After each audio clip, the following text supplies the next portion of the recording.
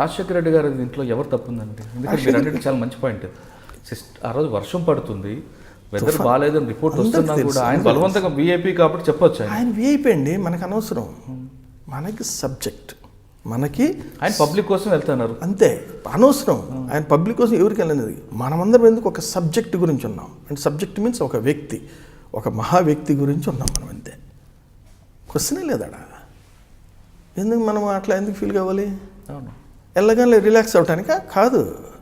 VIP అనేవాడిని మనం పంపకూడదు, అంతే, మన ఇష్టం అది. దాంట్లో ఉండేదే థర్డ్ ఐ సిస్టమ్, అంటే టోటల్గా కంట్రోల్ చేసే సిస్టమ్ ఒకటి ఉండాలి. చెప్పిన తర్వాత ఎవరు మాట్లాడకూడదు. అంటే ఆ రోజు మిస్టేక్ ఎవరిదండి? అంటే ఎవరిదనేది ఇక మీకు అందరికీ తెలిసి ఇప్పుడు మనం మాట్లాడి కూడా ఉపయోగం లేదు. నేను చెప్తుంది అదనమాట. థర్డ్ ఐ కరెక్ట్ పంచలేదండి. ఒక కంట్రోల్ అనేది ఉండాలి ఓవరాల్గా. కానీ ఒక్కొక్కసారి వివిఐపి ఒక్కొక్కటి మాట వినరు. నేను ఇక్కడ చెప్తానండి, విఐపి మాట అండి. నెంబర్ 1, సీనియర్ ఆఫీసర్స్ అంటే రెవెన్యూ కానీ అదర్ రెవెన్యూస్ వాళ్ళు వినరు, సీనియర్ ఆఫీసర్స్ వాళ్ళు వినరు. ఆడ చీఫ్ సెక్యూరిటీ ఆఫీసర్కి నోవే, సో ఆడ పైలట్ ఆఫీసర్కి కూడా నోవే. అట్లా కాకుండా ఈ 5గురిని మానిటర్ చేసే సిస్టమ్ ఒకటి ఉండాలి. ఈ 5గురిని కూడా, అంటే ర్యాంక్స్ కాదు అక్కడ, సబ్జెక్ట్. ఒక constable can prevent the SP, don't go to the near VVIP అని. ఒక కానిస్టేబుల్ అంత హోల్డ్ ఉన్నప్పుడు ఇక్కడ ఎందుకు ఉండకూడదు అంత హోల్డ్? మీరు జస్ట్ కంపేర్ చేయండి దానికి దీనికి. ఇస్ ఇట్ కరెక్ట్ అన్నట్టు? అది అక్కడ సిస్టమ్ ఫెయిల్ అయింది. ఎస్. ఎట్లాలో చేస్తారండి, నేను చెప్తాను ప్రాక్టికల్గా. ఎట్లాలో చేస్తారు? మీరేమనుకోవచ్చు, విఐపి అనుకోవచ్చు. విఐపీ, కానీ విఐపికి ఇప్పుడు అడిగింది ఏం సమాధానం చెప్తాం మనం? మీకు తెలుసు ఆ రోజు క్లైమేట్ బాగలేదు, అది బాగలేదు, అన్నీ తెలుసు. క్లైమేట్ బాగుందని వీళ్ళు రిపోర్ట్ ఇచ్చారు, వెదర్ రిపోర్ట్. అన్నీ అంత ఈజీగా చెప్తే ఎట్లండి బాబా, అంత ఈజీగా. విఐపి ఆ రోజు రాజశేఖర రెడ్డి గారు అవును సార్ వెళ్ళాలన్నారు, సీఎం గారు వెళ్ళాలన్నారు, కరెక్టే. కానీ ఆ సిచ్యువేషన్ ఆయనకి ఎదురు చెప్పే ధైర్యం లేదు కదా. అది కదా మరి, అది నేను అంటుంది. థర్డ్ ఐ అంటే వీళ్ళందరికీ వాళ్ళకి భయపడేవాడు కాదు, భయపడే సిస్టమ్ కాదు అది. No, cannot allow, that's it. అంటే ఎక్కువగా వివిఐపి టార్గెట్ని, విఐపి సెక్యూరిటీ మీద ఎక్కువ ఫోకస్ ఉంటుంది. అంటే మీరు అన్నట్లుగా వెపన్తో కాకుండా కొంతమంది చెప్పులు విసరడం, పెన్నులు విసరడం చేస్తారు. అటువంటిప్పుడు వాళ్ళని ఎలాగ మీరు రిస్క్? అంటే ఫస్ట్ దానికి ఒక ఫ్రేమ్ చేస్తాం. ఫ్రేమ్ అంటే అటు ముందు ఇద్దరు, ఇట్లా ఇద్దరు, సో డిఫరెంట్ యాంగిల్స్, అంటే 360 degreesలో అందరూ కూడా కవర్ చేసేటట్టు చేస్తాను ఫస్ట్. తర్వాత విఐపి దగ్గర కరెక్ట్గా నాకు షోల్డర్కి ఉండేటట్లు చూసుకుంటాను, అంటే దగ్గరగా ఉండేటట్లు. సిచ్యువేషన్ వచ్చినప్పుడు నేను కవర్ చేసుకోవటం, వాళ్ళు కూడా అట్లా కవర్ కావడం, మళ్ళీ వెంటనే విత్డ్రా చేయటం, లేకపోతే అటాక్ చేయటం. అటాక్ చేయటం కంటే కూడా ముందు విఐపి సెక్యూరిటీకి most important to save the VIP. That is the most important. అక్కడి నుంచి ముందు అన్ని పంపించాలి, ఎవాక్యుయేట్ చేయాలి. అది కాకుండా మాకు బేసిక్ ట్రైనింగ్లో కూడా అంతే, కమాండో ట్రైనింగ్లో ఏం చెప్తారంటే, అది you are not the security officer, you are the bullet catcher అంటారు. సో అందుకనే ఎవడు కూడా, ఎందుకంటే అది అని మాకు ప్రెసిడెంట్ రొనాల్డ్ రీగన్ని హిట్ చేస్తారు, ఫైర్ చేస్తారు. ఒక మీటింగ్కి వెళ్ళి వస్తుంటాడు, ప్రెస్లో నుంచి వచ్చి షూట్ చేస్తాడు ఒకడు అమెరికాలో. చేయగానే వెంటనే సెక్యూరిటీ ఆఫీసర్ ఏం చేశాడంటే మామూలుగా వెళ్ళిపోయాడు. ఎటు నుంచి బుల్లెట్ వస్తుందో అటు ముందు వెళ్ళిపోయాడు ఒక అతను. మిగిలిన ఇద్దరు ప్రెసిడెంట్ని తీసుకుని వెళ్ళి కారులో వేసి, కారులో ఆయన్ని పెట్టి ఆయన మీద ఒకటి వండుకున్నాడు. సో ఇవన్నీ కూడా ఒక డ్రిల్ అనమాట.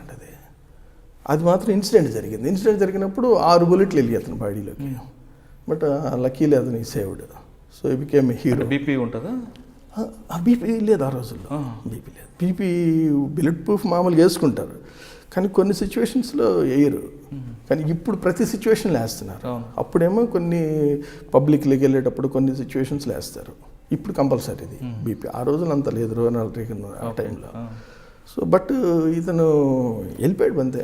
సార్ కొన్ని మీటింగ్లో మీ కమాండెంట్స్ ఏం చేస్తారంటే, ఇప్పుడు ఒక వివిఐపి మూమెంట్ ఉందనుకోండి, కొంతమంది వస్తారు పోలీస్ ఆఫీసర్, ఆ సెటప్, ఆ సెక్యూరిటీ, ఆ మెథడ్స్ అని చూసుకుంటారు.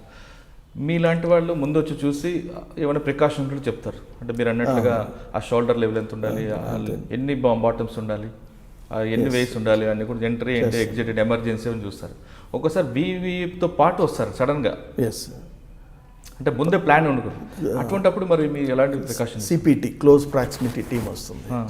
సో వాళ్ళకి ఎవరు వచ్చినా కానీ అసలు సెక్యూరిటీలో చూడాల్సింది ఏంటంటే main third eye view.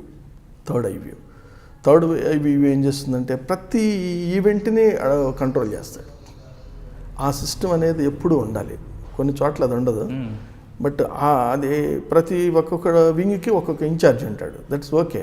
But ఆ ఇన్ఛార్జ్ని ఇంకొక వింగ్ ఉన్న ఇన్ఛార్జ్ని ఇంకొక వింగ్ ఉన్న ఇన్ఛార్జ్ని వీళ్ళందరినీ మానిటర్ చేసే సిస్టమ్ ఒకటి ఉండాలి, అబ్జర్వ్ చేసేది. అది that is called third I system. So అది జనరల్గా అందరూ మెయింటైన్ చేయరు. ఓకే.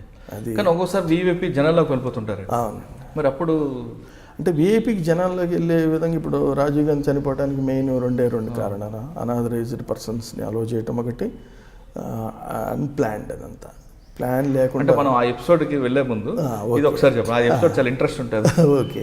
దీంట్లో ఇప్పుడు మీరు ఉన్నారు క్లోజ్గా, ఒక వివిఐపి వచ్చారు, ఎస్, ఆయనకు సెక్యూరిటీ థ్రెట్ ఉందన్న విషయం మీకు ఇంటెలిజెన్స్ రిపోర్ట్ ఉంది. అదే ఆయన స్టేజ్ మీద మాట్లాడేంత వరకు మీరు మీ కవరేజ్లో ఉంటారు.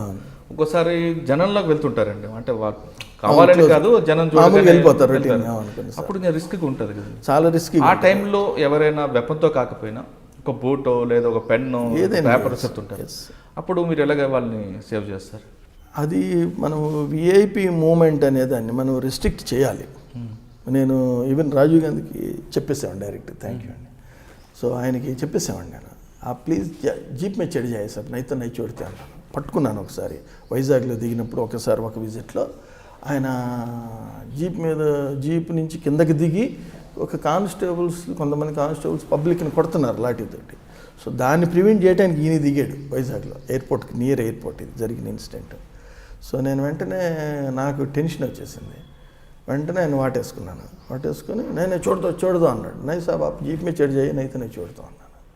అంటే that's a personal interest and security concept. అంతేగాని మామూలుగా అయితే రాజీవ్ గాంధీని భయపడతారు ఎవరు కూడా. నేను అసలు సెక్యూరిటీలో ఎవరికి ఎందుకంటే లైఫ్కి భయపడినాడు, ఎవరికి భయపడ్డాడు. So that is the most important for the security officer. So అందుకు ఆయన నా ఇది చూసి వెళ్ళిపోయాడు, మళ్ళీ జీప్ ఎక్కేసాడు. తర్వాత ఇద్దరు కానిస్టేబుల్స్ని కొట్టి, బుద్ధి లేదా మీరు అట్లా కొట్టకూడదు, you just control them not hit them అని చెప్పేసి చెప్పాను. ఈ వాజ్ సాటిస్ఫైడ్. ఓకే.